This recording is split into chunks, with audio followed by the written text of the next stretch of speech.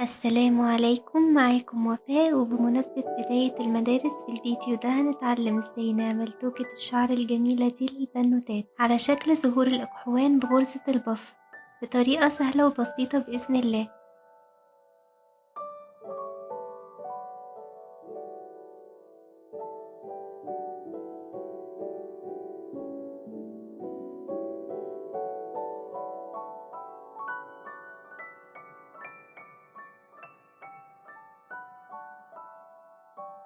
وممكن تعملوها بألوان مختلفة، بس أنا بحبها باللون الأبيض والأصفر عشان تديني شكل زهور الأقحوان الجميلة.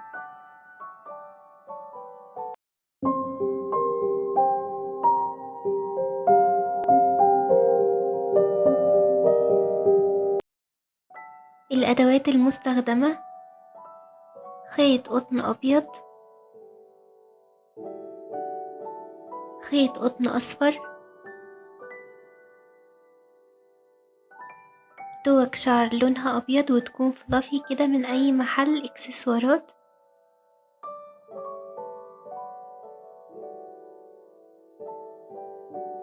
إبرة كروشيه مقاس 4 مليمتر، إبرة تنظيف، مقص، ورق كرافت مقوى، وقلم حبر.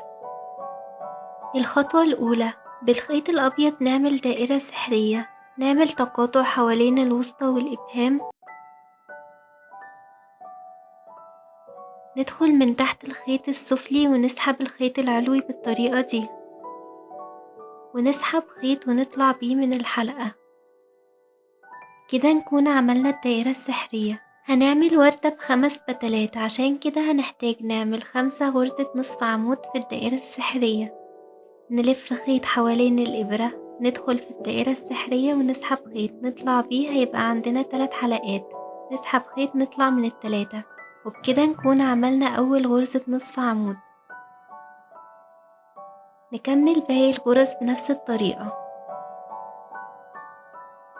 لو حابين تزودوا عدد البتلات ل6 أو 7 هتحتاجوا تعملوا غرز نصف عمود بعدد البتلات اللي انتوا عايزينها.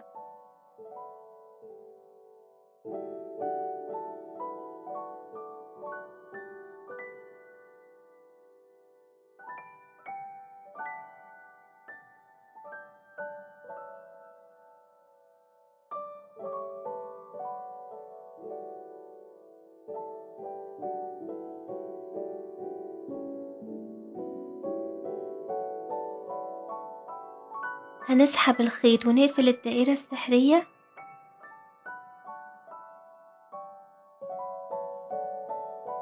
نقفل السطر بغرزة منسلقة في أول غرزة نصف عمود عندنا.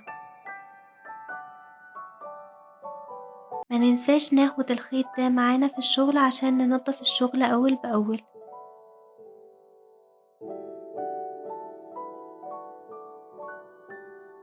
هنبدأ في البتلة الأولى، هنعمل غرزة البف، هنعمل 3 سلسلة ارتفاع،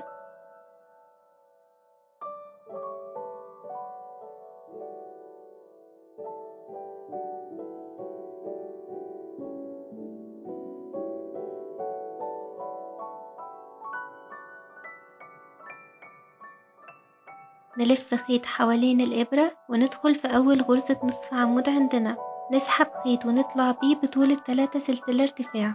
هنلف خيط تاني ونكرر الخطوة دي 10 مرات بالطريقة دي.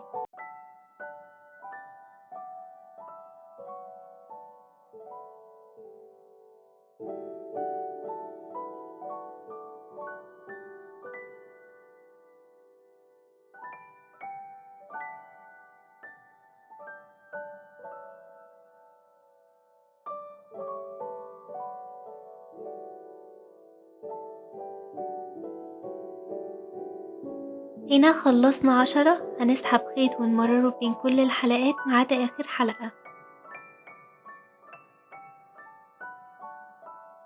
هنسحب خيط تاني ونمرره بين آخر حلقتين.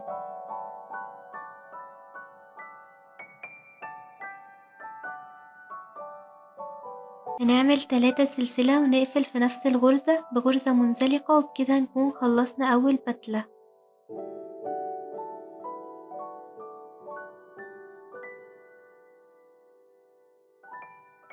هنعمل 3 سلسلة ارتفاع ونبدأ في البتلة التانية. هنشتغل في الغرزة اللي بعدها دي بنفس الخطوات.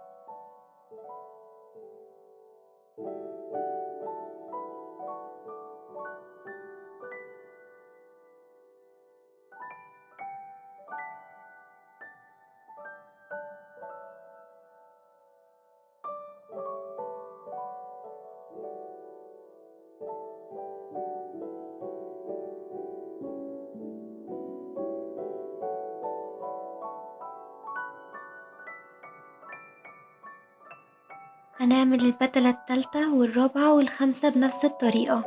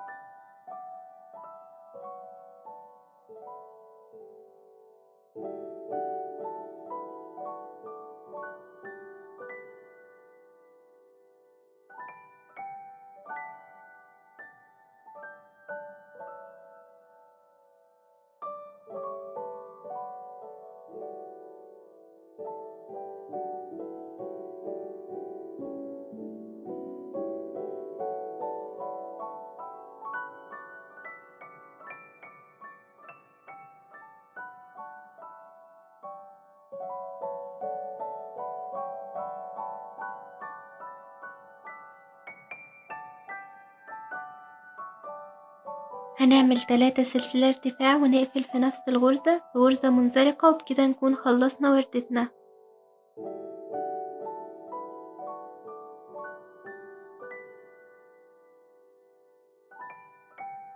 هنعمل سلسلة ارتفاع ونقص الخيط بعد طول مناسب حوالي 15 سنتيمتر عشان هنخيط بيه الوردة في التوكة.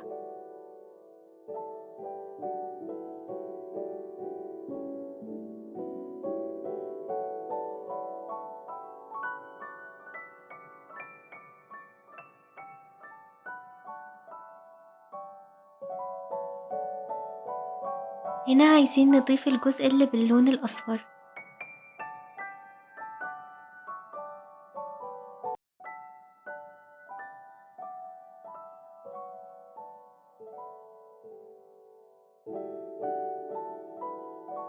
هناخد إبرة الكروشيه وندخل في أي غرزة من غرز النصف عمود اللي في الوردة بالطريقة دي. هنسحب الخيط الأصفر بالشكل ده ونعمل 4 سلسلة ارتفاع.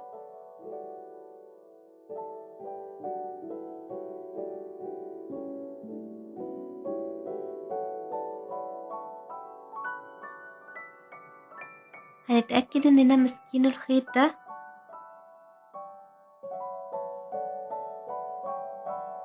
ونلف لفة حوالين الإبرة وندخل في أول سلسلة عملناها، ونسحب خيط ونطلع بيه بطول 3 سلسلة ارتفاع. هنكرر الخطوة دي 10 مرات عشان نعمل غرزة الباف.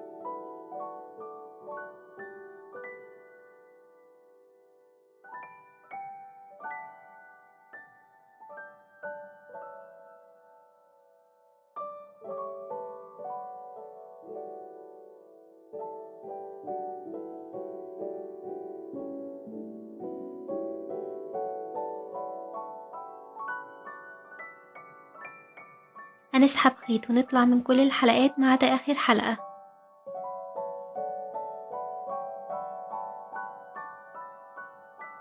هنسحب خيط تاني ونطلع من آخر حلقتين. عايزين نثبت الجزء ده في الوردة.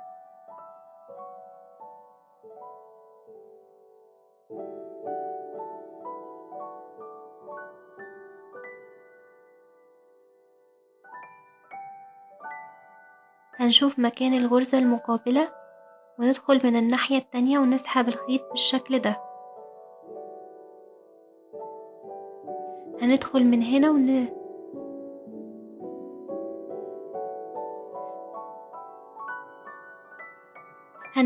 هنا وندخل حوالين الحلقة دي ونسحب خيط نقفل بيه الغرزة من الجزء المقابل.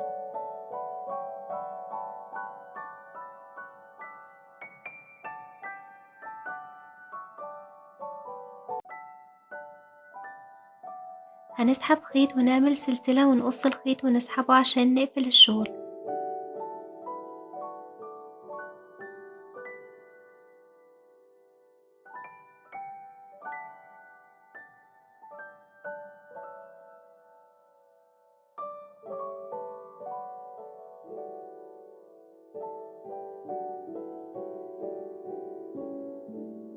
وبكده نكون خلصنا وردتنا.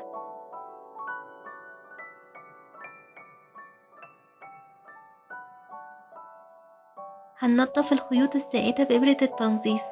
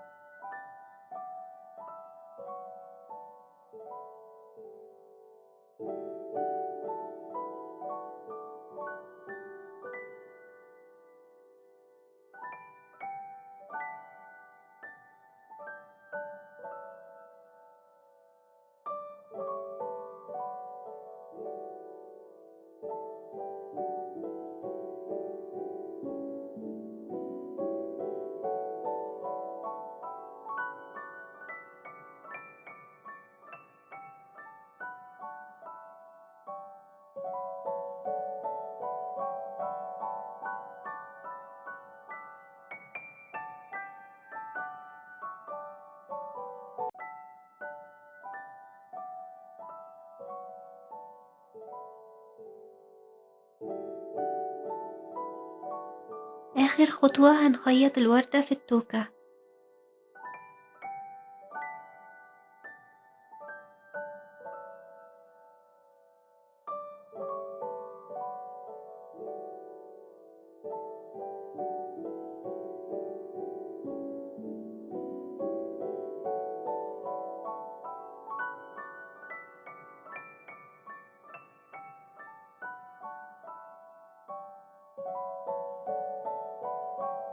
هنفتح التوكة بالشكل ده ونحدد أنسب مكان نخيط فيه الوردة.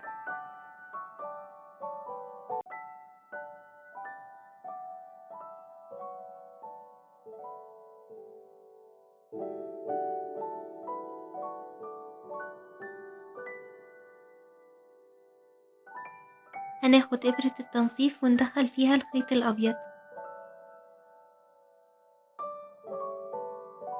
هندخل في الجزء ده ونبدأ نخيط الوردة على التوكة بالطريقة دي.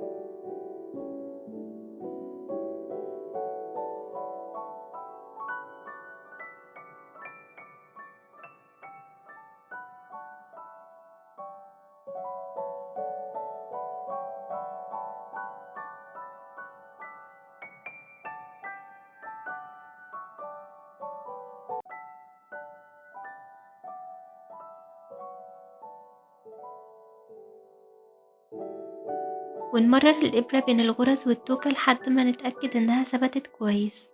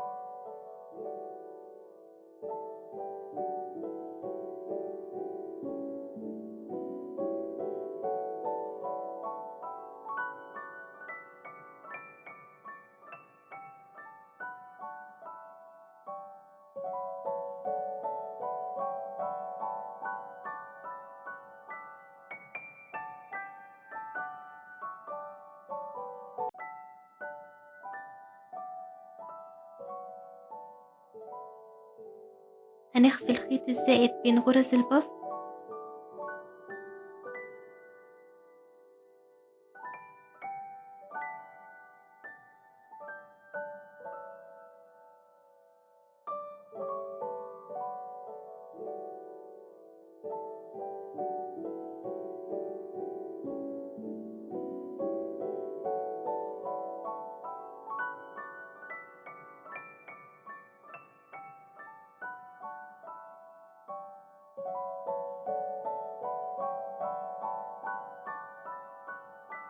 ونقص الجزء الزائد ده،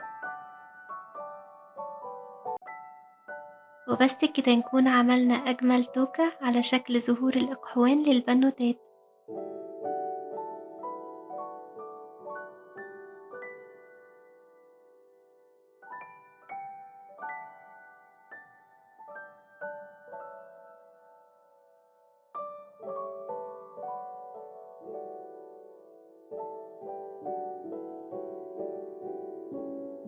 هنكتب بقلم الحبر الجمل اللي حابينها في ورق الكرافت المقوى.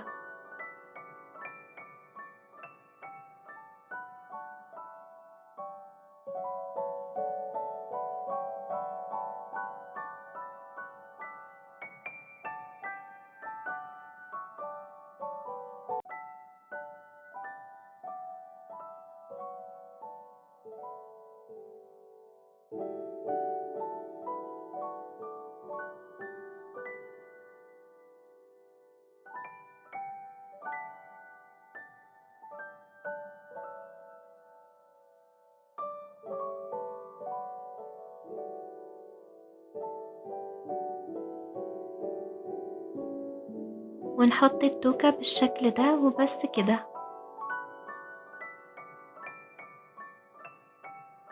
أنا بحب أقدمها بالشكل ده لأنها بتخليها قيمة أكتر وبتوضح إنها عمل يدوي وبتخلي شكلها النهائي جميل قوي.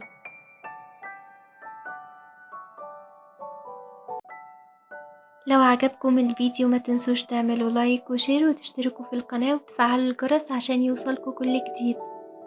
ولو وصلتم لنهاية الفيديو فشكرا جزيلا ليكم، وأشوفكم فيديو جديد بإذن الله. في أمان الله.